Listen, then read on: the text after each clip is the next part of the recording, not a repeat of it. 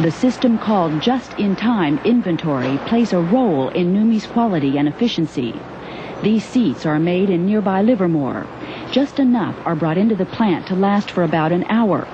This assures that any imperfection can be corrected quickly and that defective parts don't pile up. And Toyota built a modern stamping plant next to the assembly line. The sheet metal for the car is stamped here. If a fit is wrong, it can be quickly corrected.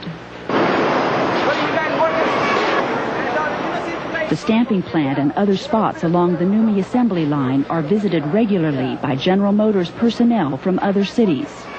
This pair came from Van Nuys in Southern California. Their plant has begun implementing some of the NUMMI methods. Some union leaders in Van Nuys are opposed, and this is where controversy enters the NUMMI picture. This is the only Japanese-run plant in the United States with a union contract, and it contains some controversial concessions. Most job classifications were dropped, for example, and workers can be required to do a broad range of tasks. The contract also prohibits striking over work standards. But the union also won the highest wage in the industry and a promise that workers would not be laid off except as a last resort. George Nano is UAW shop chairman here, as he was in the old GM plant, and he much prefers the new ways to the old.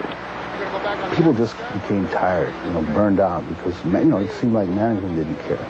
We would average 5, 6, 7,000 grievances over a period of 3 years.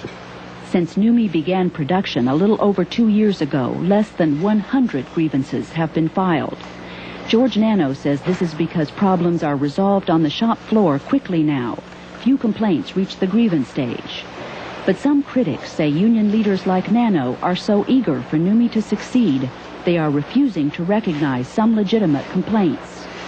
I think we've got a lot of problems in the plant. I think the pressure and the tension is mounting. It's the point like I perceive it as a bubble ready to burst.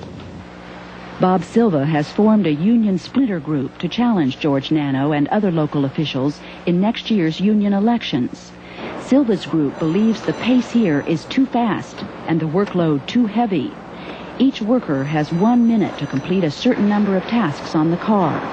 The sequence is repeated 60 times an hour, about 400 times a day. Critics say that at NUMMI, on some parts of the assembly line, far too many tasks are required in the minute allotted.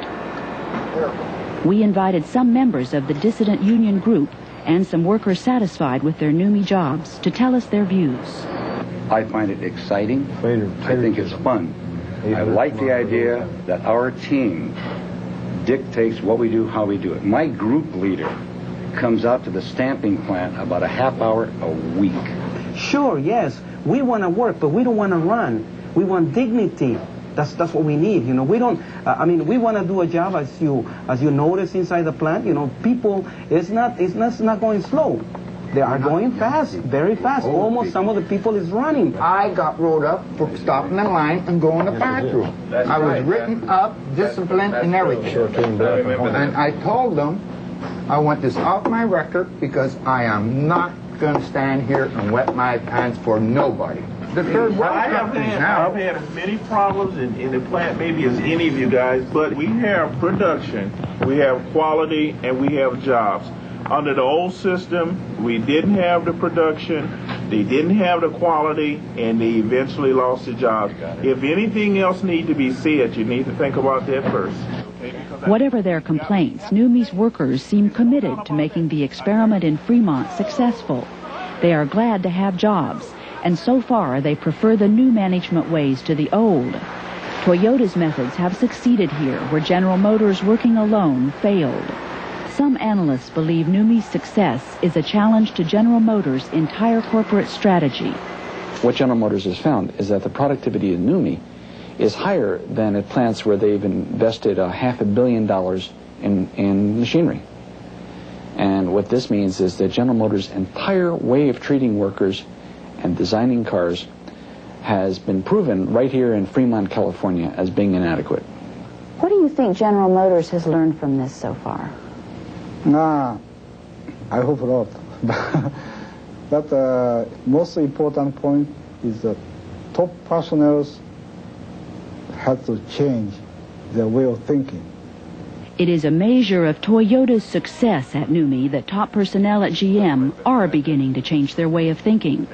GM plants in Michigan, Louisiana, and Southern California have already begun adopting some NUMMI production techniques.